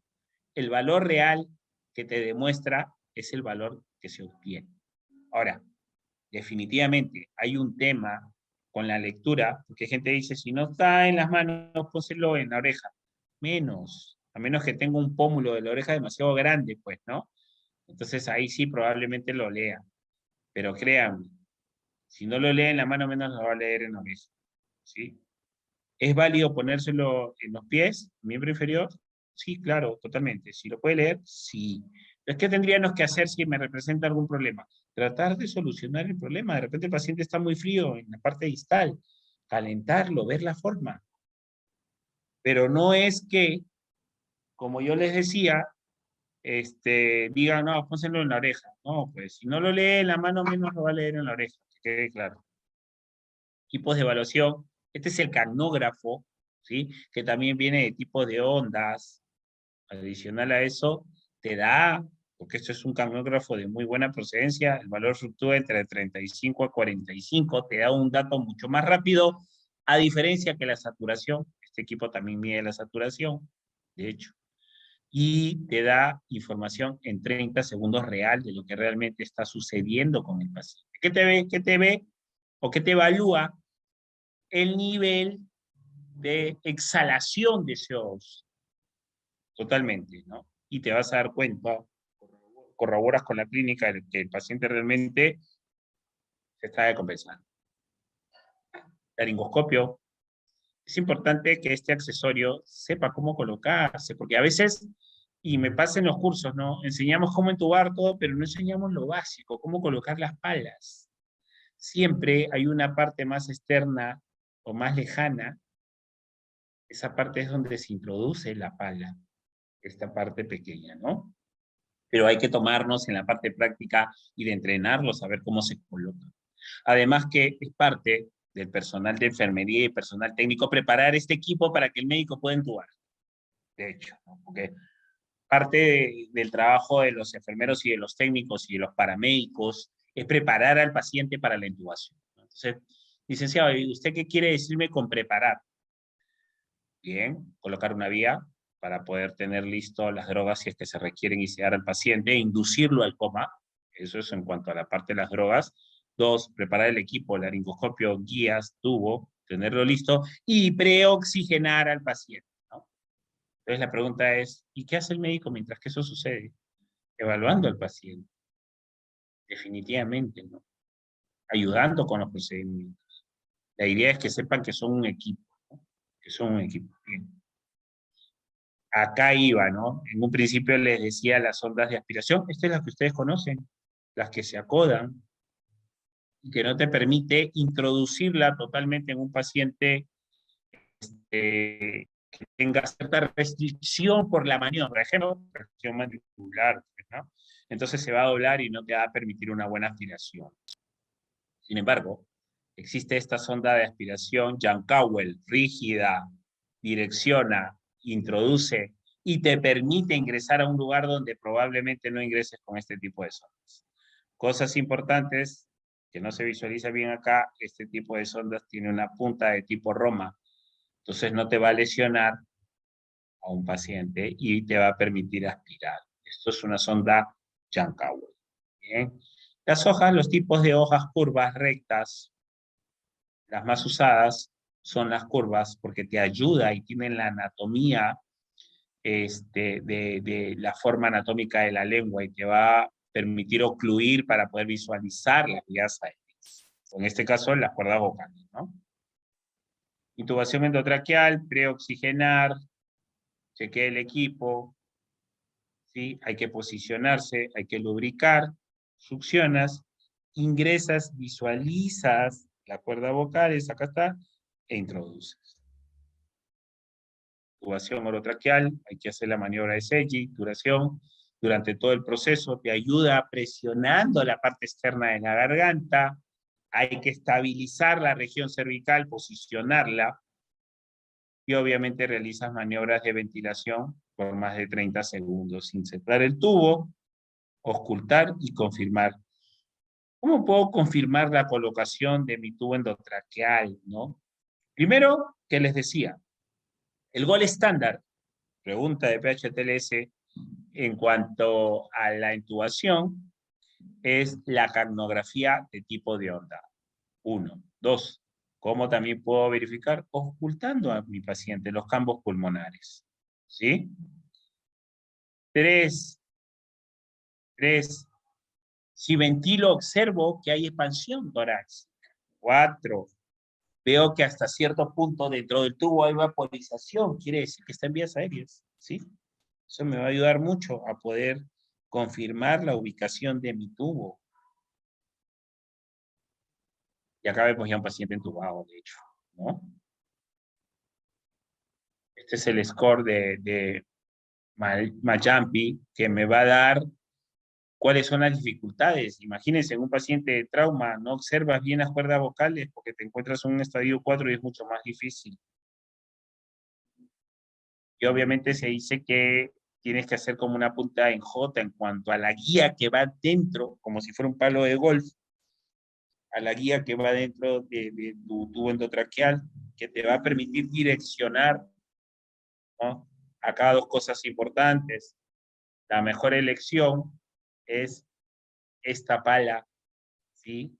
Curva, que te va a ayudar a tener la forma anatómica de la lengua, era lo que les decía.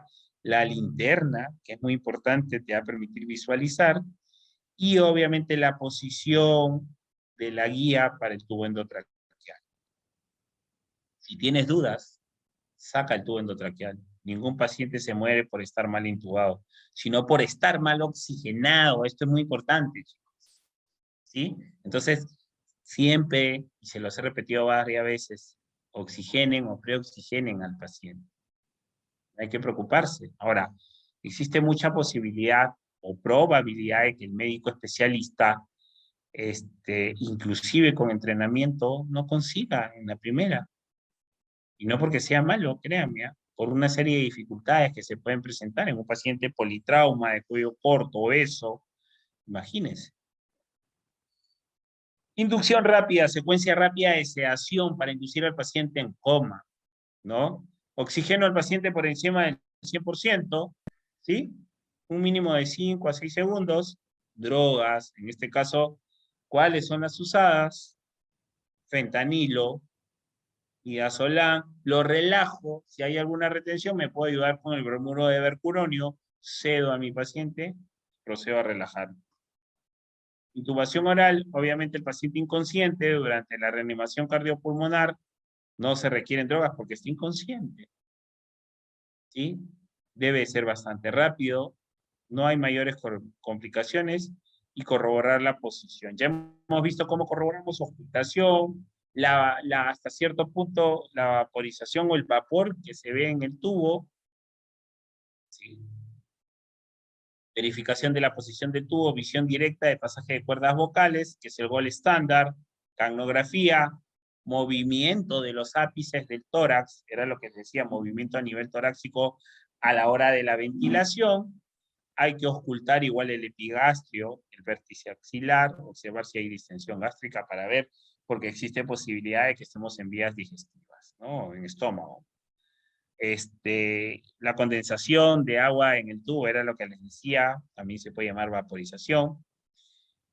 El llenado extra del CAF y la palpación supraesternal, una radiografía portátil, segunda visión laringoscopia, ¿no? Es difícil conseguir el tema de una radiografía o un ecofaz en el prehospitalario, pero de hecho se puede corroborar en el intrahospitalario con ayuda diagnóstica, ¿no? Durante la intubación, aspiración, daño de piezas dentales, laceración de vías aéreas y problemas cardiovasculares. Con el tubo en el lugar, mal colocado un tubo endotraqueal, hay un daño mecánico de las estructuras, obstrucción y acoaduras, ¿no? Complicación siguiendo la extubación inmediata, laringoespasmo, aspiración, y las tardías parálisis de cuerdas vocales, edemas, úlceras laringeas, granulomas. Métodos alternativos quirúrgicos para manejar la vía aérea. Hasta ahí, cosas importantes. ¿Qué pasa cuando ya se cierra? Hay un edema de glotis, un estridor, una obstrucción total, ya no va a ingresar el tubo. Por más que intenten, no va a ingresar. Entonces, ya sí hay un método de manejo de vía aérea quirúrgico. Importante. Si es en el prehospitalario, cricotomía. Si es en el intrahospitalario, traqueotomía, ¿no?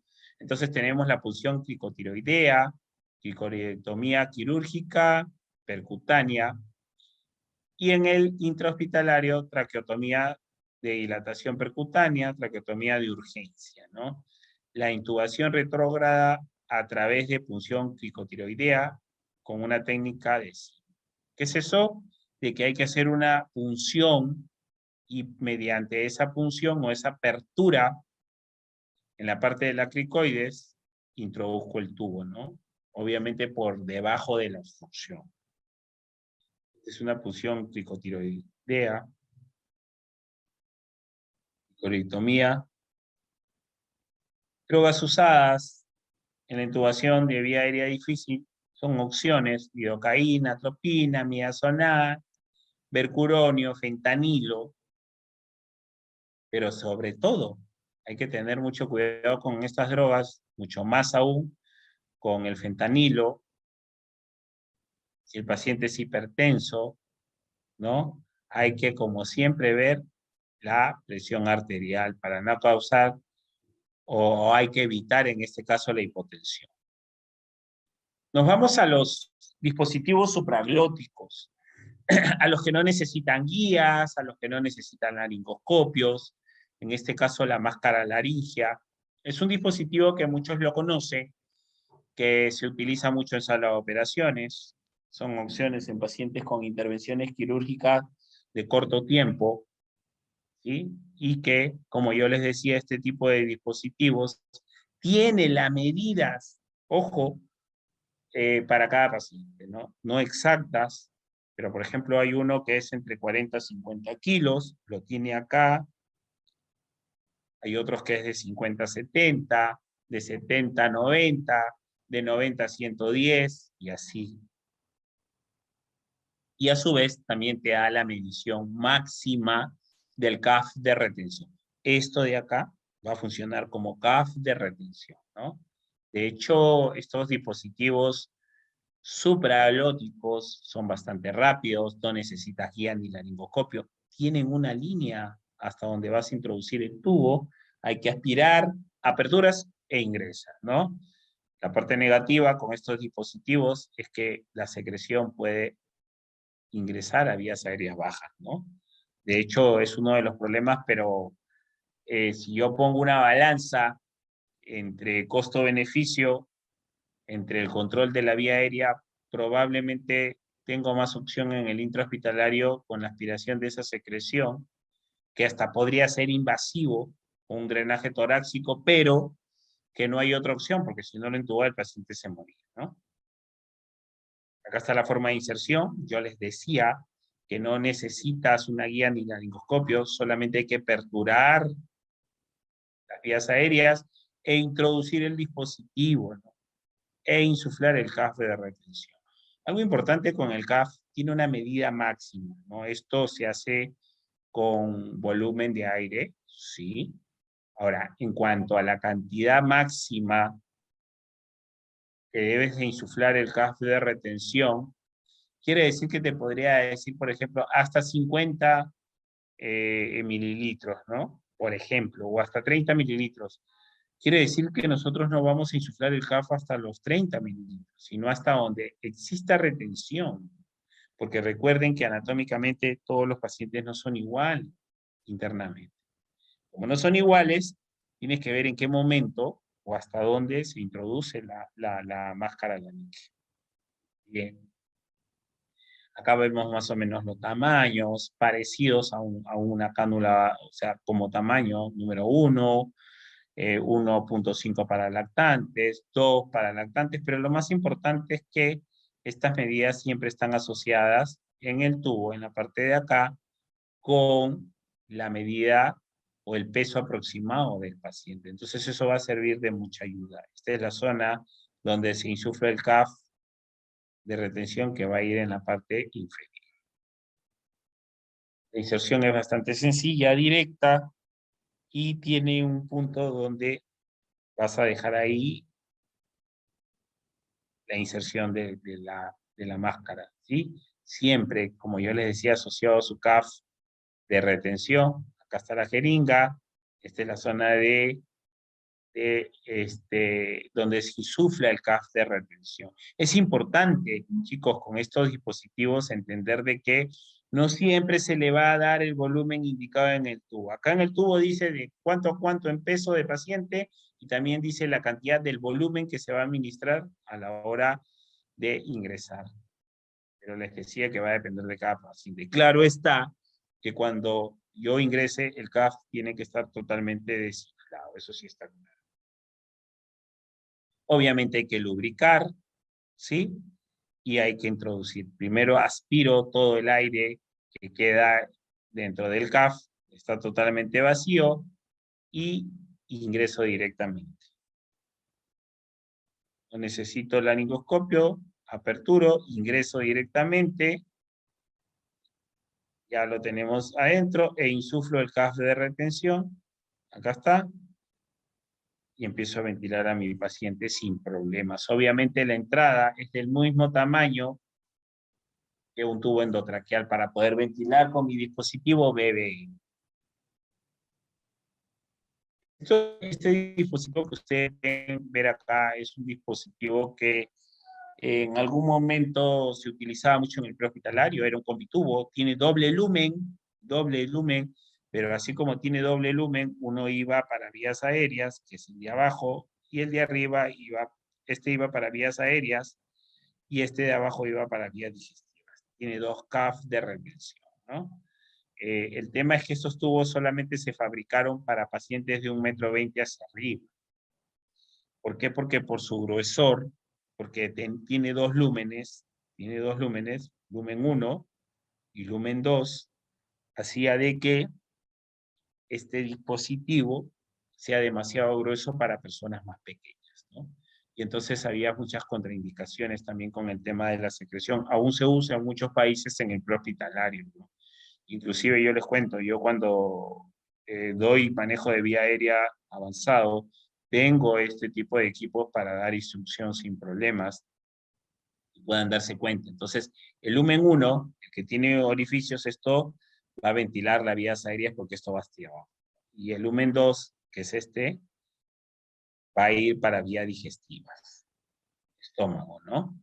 Entonces, el otro lo clampo y por acá ventilo a mi paciente sin ningún problema, ¿no? Tampoco se necesita laringoscopio, tampoco se necesita guía, y solamente tengo que aperturar vías aéreas parecido a la máscara laringia y ventilar a mi paciente sin ningún problema. Acá tenemos el primer lumen, que es de vías aéreas, tiene orificios con aperturas, y el segundo lumen, el de abajo, va para vías digestivas. Tiene dos CAF, el CAF distal y el CAF proximal, ¿no?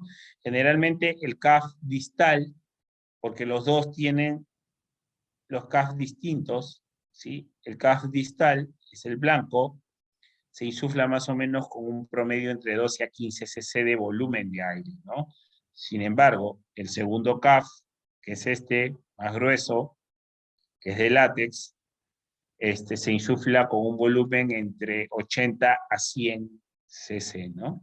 Como promedio, ¿no? El éxito de la colocación es de un 69 a 100%, o sea, es casi seguro, ¿no? Y la contraindicación es que se hace con pacientes, ¿no? Con una estatura menor a 1,20 m, ¿no? Porque como tiene bastante gruesor y es bastante largo, no se podían hacer para personas más pequeñas, de hecho. Acá vemos cómo está insuflado este combitubo, ¿sí? Este CAF pequeño va más o menos con un promedio entre 5 a 15 mililitros, pero va a depender de cada persona, que es el de abajo, y el de arriba entre un promedio de 80 a 100, ¿no? Pero como les decía, es bastante largo, bastante grueso, y está contraindicado a personas de 1,20 m hacia abajo. Esta es la forma de inserción, bastante directo, ingresa sin laringoscopio y sin guía, ¿sí? Y una vez que ya sepa cuál es, que es el lumen 1, donde están los orificios, empiezo a ventilar a mi paciente con mi dispositivo BBI, ¿no? Acá vemos todos los accesorios que se utiliza Viene con una sonda de aspiración pequeña para poder introducir en los lúmenes. Viene con una jeringa pequeña, que es de 10 a 20 mililitros, generalmente para poder insuflar el CAF pequeño. Y viene con una sectogeringa bastante grande, que viene con una distancia más o menos de 100 mililitros, para poder insuflar el CAF mayor, ¿no? En este caso, este dispositivo me va a ayudar a colocarlo por encima o como conector de mi BBM, ¿no? El MLI Gel es un dispositivo parecido a la máscara laringia. De hecho, lo único que sí tiene una parte interna para poder aspirar a tu paciente. También totalmente sencillo, mucho más práctico, porque ya no tiene un CAF de retención. Esta zona es como un gel y permite acomodarse, ¿sí? Como si fuera, en este caso, un CAF de retención. Esto, chicos, no muchos lo conocen acá en el Perú, lo tengo parte de mis dispositivos de entrenamiento. Es un tubo laringio, ¿sí? Es el gol estándar en la intubación. Definitivamente es el gol estándar en la intubación endotraqueal, y este tipo de dispositivos te va a ayudar mucho para poder entubar en pacientes, ¿no? Es parecido al combitubo, pero mucho más pequeño. Y es que en este caso, este sí tiene medidas y va a depender los colores para cada paciente. Igual en el tubo viene las medidas exactas o sea, de qué peso a qué peso, ¿no? Te va a ayudar mucho. Este es el gol estándar en la intubación o en el manejo de vía aérea avanzado, ¿sí? Con, con dispositivos supraglóticos sin demasiado entrenamiento, tubo laringe. Hasta ahí, chicos, ¿hay alguna pregunta? Si alguien decía alguna pregunta, puede prender su audio sin problemas. Si no, continuamos. Bien. Este es un dispositivo BBM, dispositivo bolsa, válvula, máscara. Bolsa, válvula, máscara. ¿Sí? Es un resucitador manual, mal llamado AMBU. ¿Sí? Mucha gente lo conoce como AMBU. La diferencia es que AMBU es una de las marcas que vende este tipo de equipos. Además que, valgan verdades, es una de las mejores marcas que vende este tipo de equipos. Pero no solamente vende resucitadores manuales, o sea, la marca AMBU vende collarines, vende dispositivos de vía aérea, ¿no? O sea, no es que este dispositivo se llama AMBU y la gente lo conoce como ese nombre. ¿En qué consiste este dispositivo? Te ayuda a ventilar a tu paciente, ¿no? Un volumen aproximado de 1000 a 1500 cc. Es importante entender que este dispositivo siempre tiene que estar asociado a una fuente de oxígeno a 15 litros, ¿no? Como les decía, consiste en una bolsa autoinflable y en una válvula de no recirculación. ¿Sí? Las complicaciones más frecuentes es la insuflación de la gástrica o aspiración de volumen recomendado. O sea, hay que ver que yo esté ventilando a mi paciente. ¿Y cómo lo corroboro? Visualizando la expansión torácica a la hora de la ventilación. ¿Estamos? Bien. Y esto tiene que estar asociado a una fuente de oxígeno, no se olviden, a 15 litros. Tiene que haber un buen sellado. Ahí vamos. Recuerden que cuando iniciamos les decía sobre la prótesis dentarias. Si es que esta prótesis está retraída hacia atrás porque es que la persona se acostumbró a tener este dispositivo, en este caso hablo de la prótesis dental, le quita estabilidad a la cavidad bucal, ¿no? Y al quitarla, obviamente no puedo ventilar a mi paciente como tiene que ser. Hay una pregunta acá, disculpen que no la había visto. Me preguntan, Gustavo, si también se puede incluir el collarín cervical como dispositivo. Totalmente. Les dije desde el principio, el collarín, si bien es cierto, es para control cervical, pero el término control podría decirse que es total, y les dije que no, solamente causa una restricción del 50%, pero También, y otra de sus funciones es mantener la vía aérea permeable, ¿sí? En cursos como MAVE, como el manejo de vía aérea avanzado, está incluido el collarín como dispositivo para apertura de la vía aérea. Otra de las preguntas es, ¿cuál es la diferencia entre la cánula de Bergman y la de Wedel? ¿En qué momento se puede utilizar? Para empezar, de hecho, la diferencia entre la de Bergman y la de Wedel es que una tiene como unas ranuras, ¿no? Y esas ranuras hasta cierto punto están direccionadas a que ingrese la cánula o la sonda de aspiración, ¿sí? Pero va a depender también de, en este caso, cómo sea anatómicamente el paciente en su cavidad bucal, porque todos no somos iguales. Generalmente a personas obesas estas ranuras no sirven de mucho, pero lo que sí es importante es saber de que cualquiera de las dos te permite la apertura de la vía aérea, de lo que causa mayor oclusión de la vía aérea, que finalmente, o mayor obstrucción, que termina siendo la lengua, ¿no? Entonces, es de elección. De hecho, puedes escoger cualquiera de las dos, lo que te va a permitir. Ahora, lo que sí es importante era lo de la medición que yo les decía, ¿no? En cuanto a la técnica europea, se mide desde la comisura labial hasta la terminación mandibular, a diferencia de la americana. Así es. Continuamos. Bien, esa es la maniobra de Sergi que te permite, cuando hay un tipo de obstrucción presionando, puedas ventilar de mejor manera, ¿no? ¿Y cómo sé que está siendo efectiva la maniobra? Porque es que vas a observar el tórax mediante la ventilación realizada y te vas a dar cuenta qué tan efectivo está siendo el paso de esa ventilación. Esta es la cánula nasal, dispositivo sencillo. En algún momento hablamos desde el inicio, yo les decía, ¿no? Ah, bueno, frecuencia respiratoria entre 12 a 20. Si la frecuencia respiratoria está en 24, 25, hay un problema, obviamente, oxigenatorio. El paciente está respirando rápido porque necesita oxígeno, ¿no? Y si no, se va a deteriorar. ¿Qué necesita? ¿Ventilar con BBM? No, porque a partir de una frecuencia respiratoria por encima de 28, recién ventilo con un dispositivo, vamos a decirlo así, más agresivo, llamado BBM. Pero si el paciente por ahí tiene una dificultad, un problema respiratorio, tranquilamente, sin problemas, lo ventilo con mi cánula nasofaringea. Mi cánula binasal, disculpen, mi cánula binasal, ¿no? Que me permite brindar un acceso, un suministro de oxígeno, ¿cuánto? De 1 a 6 litros. Asimismo, tenemos las máscaras faciales, las Venturis, que te permiten pasar volúmenes mayores. Máscaras faciales o la mascarilla con bolsa de reservorio, que se debe utilizar entre 12 a 15 litros. ¿Okay? Algo importante con esto, que quiero que sepan, y esto tiene que estar asociado a un concentrador de oxígeno. Quiero que sepan que mucha gente, ¿alguien está con su audio, por favor?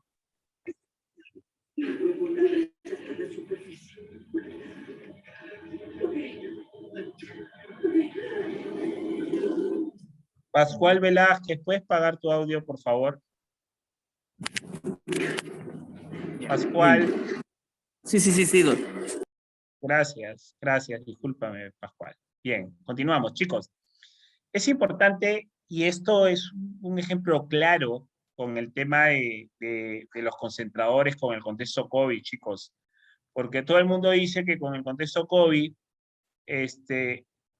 yo podría utilizar una máscara con reservorio con un concentrador. Los concentradores de oxígeno emiten un volumen no mayor a 10 litros por minuto. Y este dispositivo se usa de 12 a 15, entonces no te serviría. ¿Se entiende? Esto sumado a que no todos los concentradores de oxígeno dan el mismo volumen, porque hay concentradores de oxígeno que te dan volúmenes entre, por ejemplo, 3 a 5 litros, otros de 7 a 8 litros, otro hasta 10 litros, ¿no? Entonces hay que entender que no todos son iguales y que hay dispositivos que necesitan mayor cantidad de volumen por litro. ¿Estamos?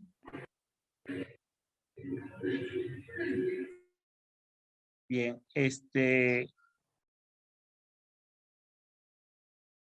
continuamos. Estos son vías aéreas quirúrgicas bastante invasivos, de hecho, pero es una opción si uno quiere hacer una intubación retrógrada, ¿no? Hacer una incisión en esa zona e introducir el tubo por esa zona. La importancia del oxígeno.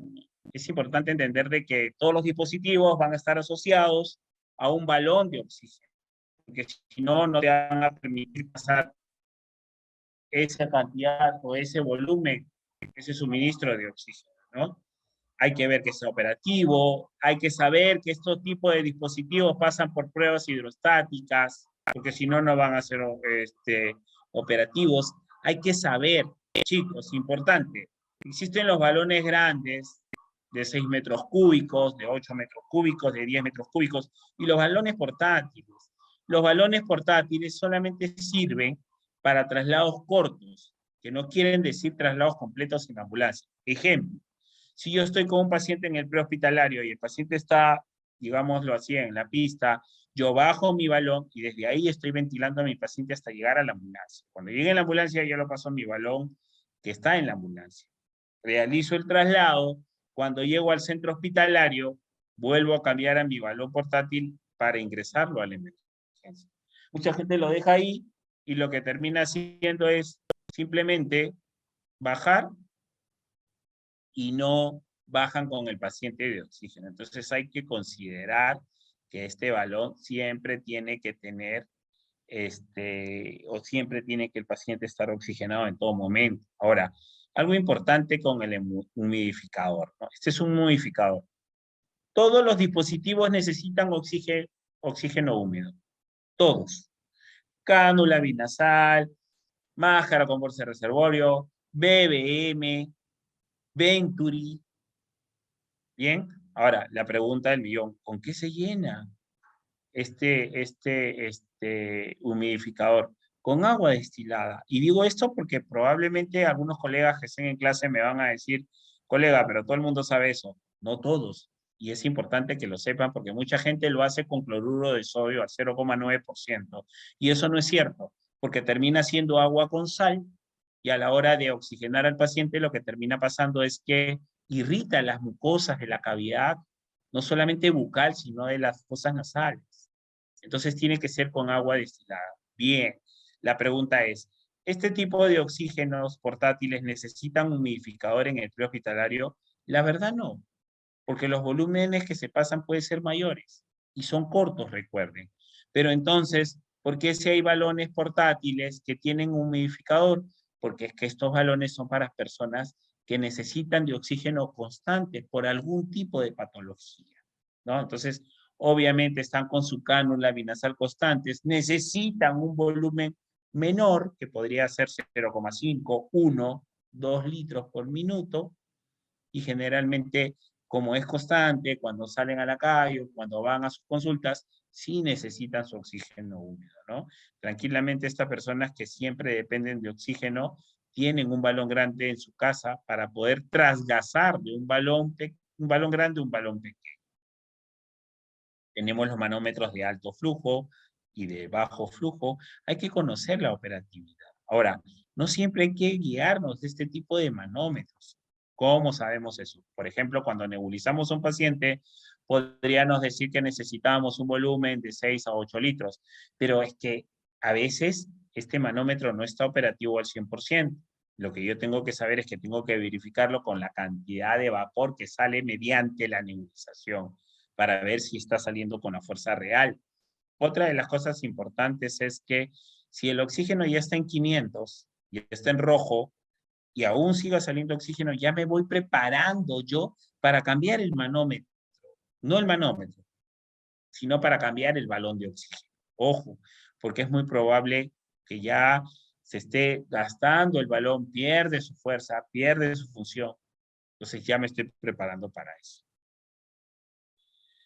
Hay dos consideraciones o hay consideraciones especiales en la vía aérea, ¿no?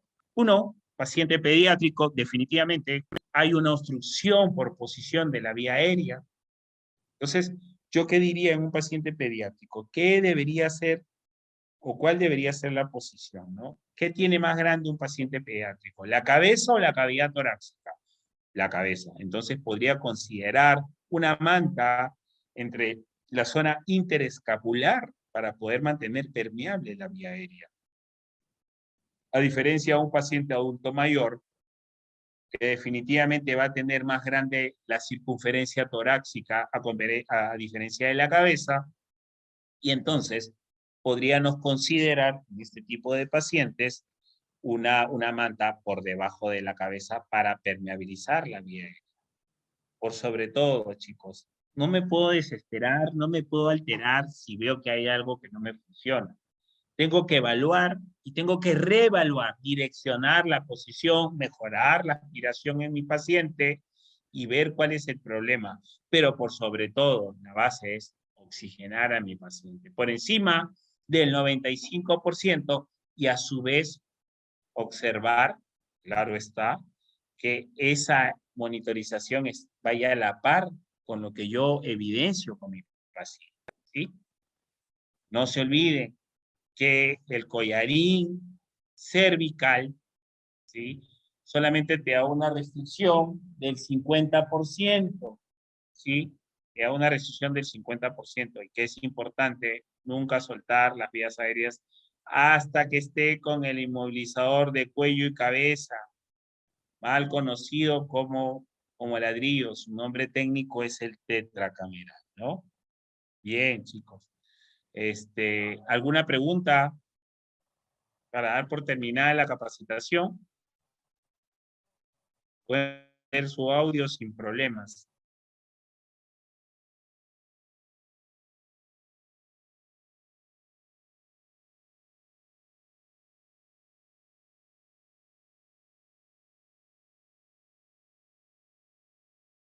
¿Alguna pregunta, chicos, para dar por terminado la capacitación?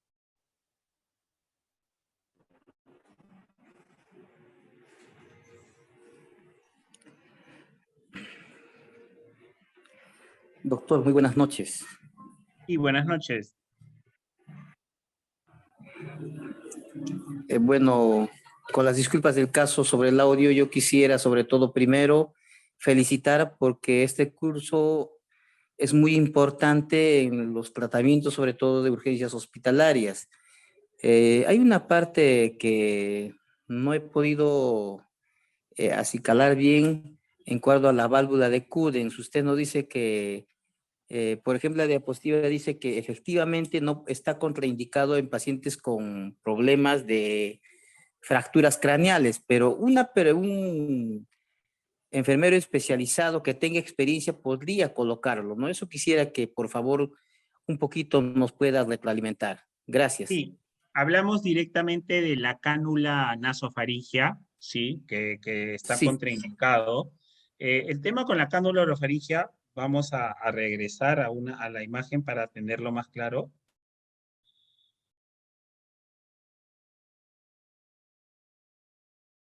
Vamos viendo, la cánula orofaringia, como yo les decía, nace de la medicina táctica, definitivamente, y si un paciente tiene una fractura a nivel de la base del cráneo, acá está, a la hora, vamos a poner